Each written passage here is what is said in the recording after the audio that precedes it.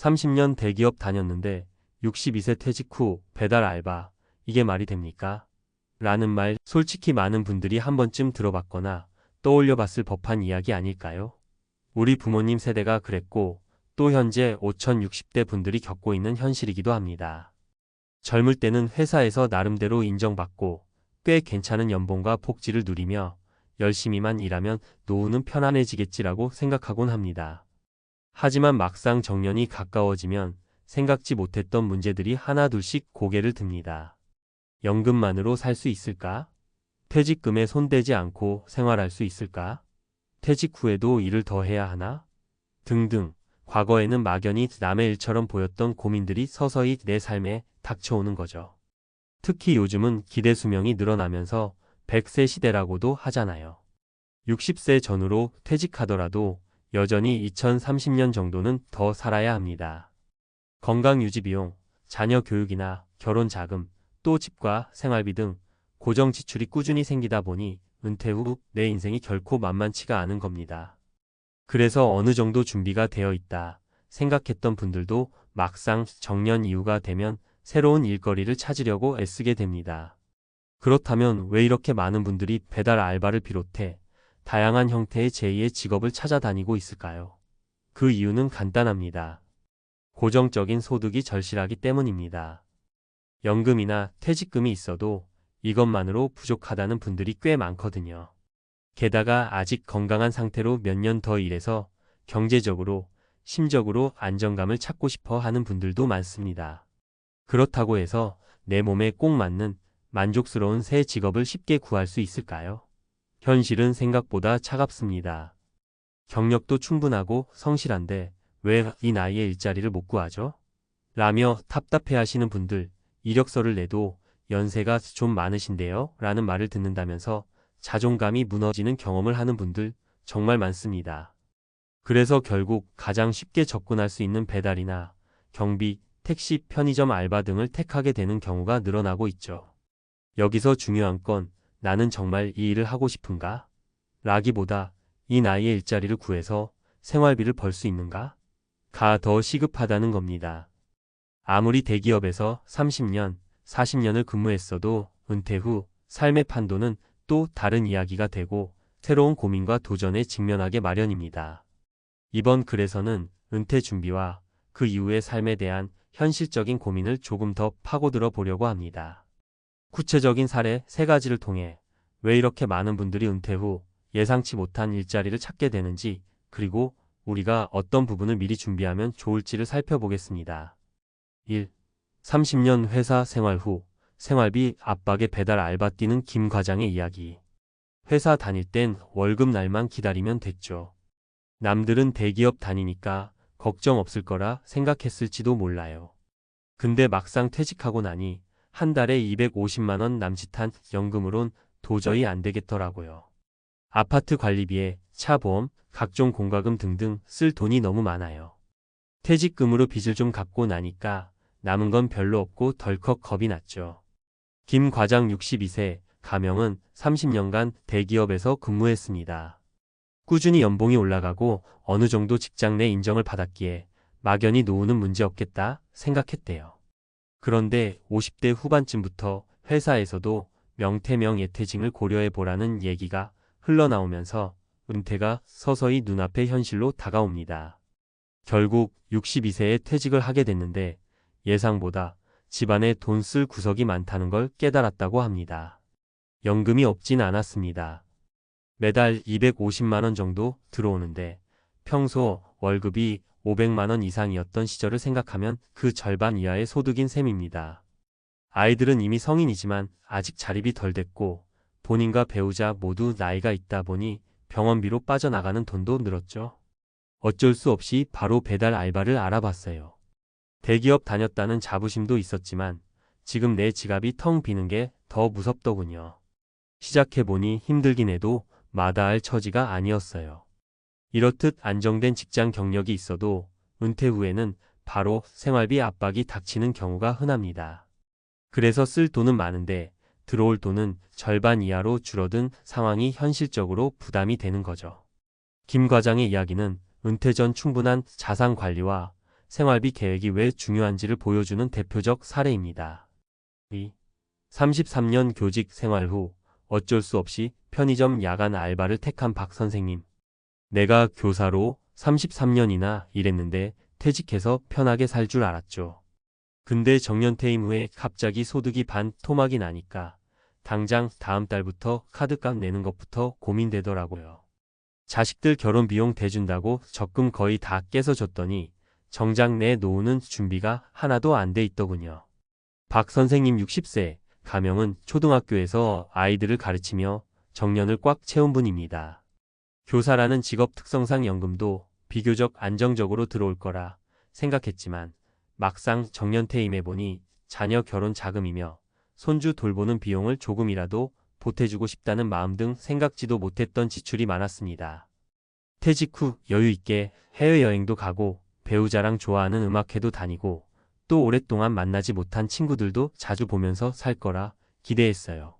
그런데 막상 퇴직금과 연금만으로는 그런 여유로운 삶이 안 되더라고요. 얼마 지나지 않아 적금도 다 깼고 연금만으로는 생활비가 턱없이 부족했죠. 결국 박 선생님은 편의점 야간 알바를 시작했습니다. 낮에는 손주도 봐주고 집안일도 해야 하니 밤 시간을 활용해서라도 소득을 만들어야 했던 거죠. 수면 시간이 확 줄어서 힘들긴 한데 가만히 앉아 있을 순 없더라고요. 내 노후를 편하게 보내려면 지금이라도 돈을 더 모아야 하니까요.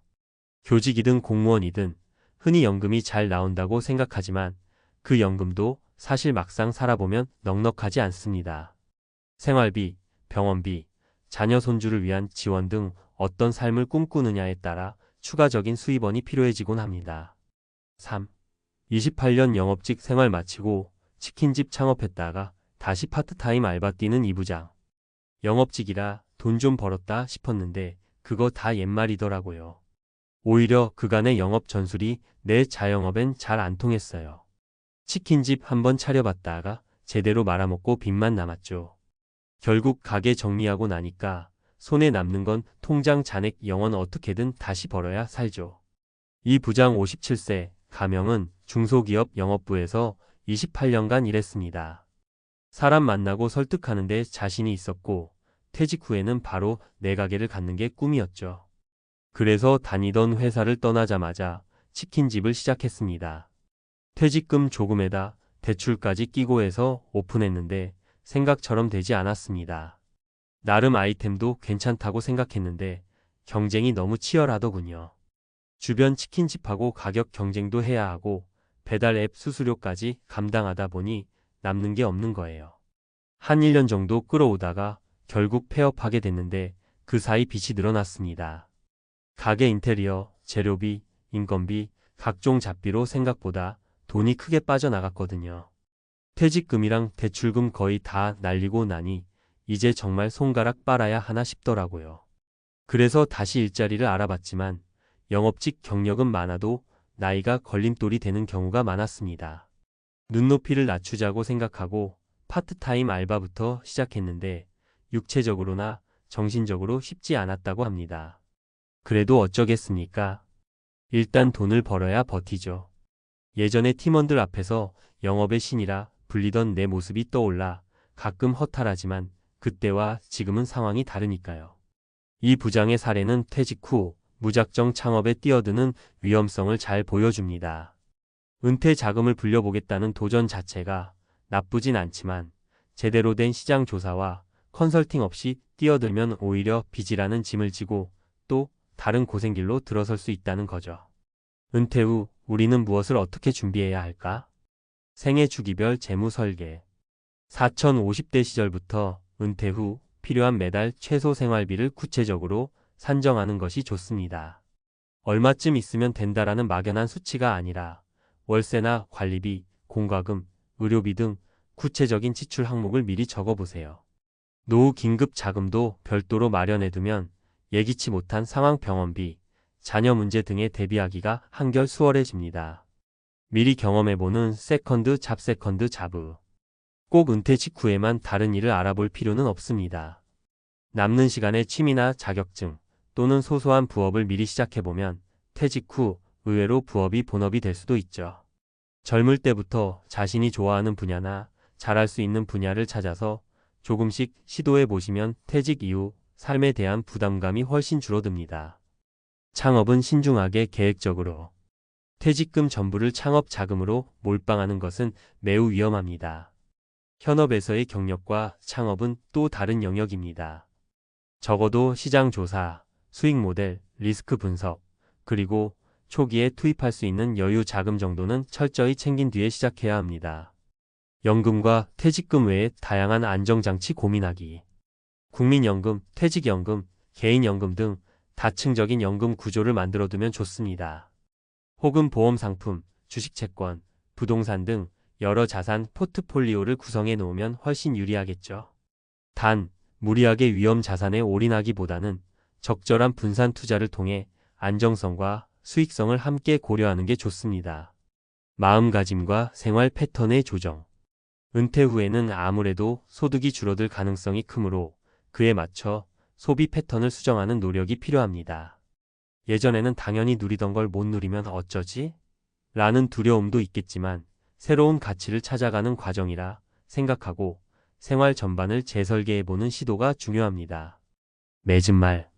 어쩌면 30년 대기업 다녔는데 62세 퇴직 후 배달 알바, 이게 말이 됩니까?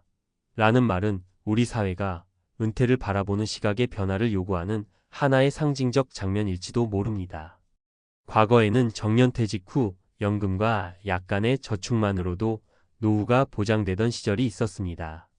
하지만 지금은 집값, 교육비, 생활비 등 각종 부담이 커지고 기대 수명도 늘어났습니다. 이로 인해 퇴직 이후에도 계속 일하는 인생이 더 이상 낯선 모습이 아니게 된 거죠. 김 과장, 박 선생님, 그리고 이 부장의 이야기는 결코 남의 이야기가 아닙니다. 난 안 그럴 거야 라고 자신하던 사람들도 막상 은퇴 시점이 되면 비슷한 고민을 하게 마련입니다. 그렇기 때문에 우리는 지금 당장 내가 할 수 있는 미리 준비해야 할 것들을 고민해야 합니다. 재무 설계부터 새로운 일자리에 대한 정보 수집 혹은 내가 하고 싶은 일이나 잘할 수 있는 일을 탐색하는 과정이 늦었다고 생각할 때가 가장 빠른 시점일 수 있습니다.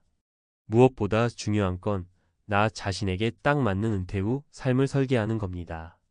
어떤 사람은 소소한 알바부터 시작해서 사회와 꾸준히 교류하는 걸 더 선호할 수 있고 또 어떤 사람은 창업에 도전할 수 있습니다. 무엇을 하든 재정적인 불안을 먼저 해결해야 삶의 질이 보장되겠죠. 이제 가장 중요한 건 준비를 시작하는 것입니다. 오늘도 나는 퇴직 후 뭘 해야 하지? 고민하고 계시다면 너무 늦었다고 생각하지 말고 작은 부분부터 점검해 보세요. 퇴직 시기가 멀어 보이더라도 미리 준비해두면 훗날 배달 알바처럼 급하게 선택해야 하는 상황을 줄일 수 있습니다. 우리의 은퇴 후 삶, 얼마든지 달라질 수 있습니다.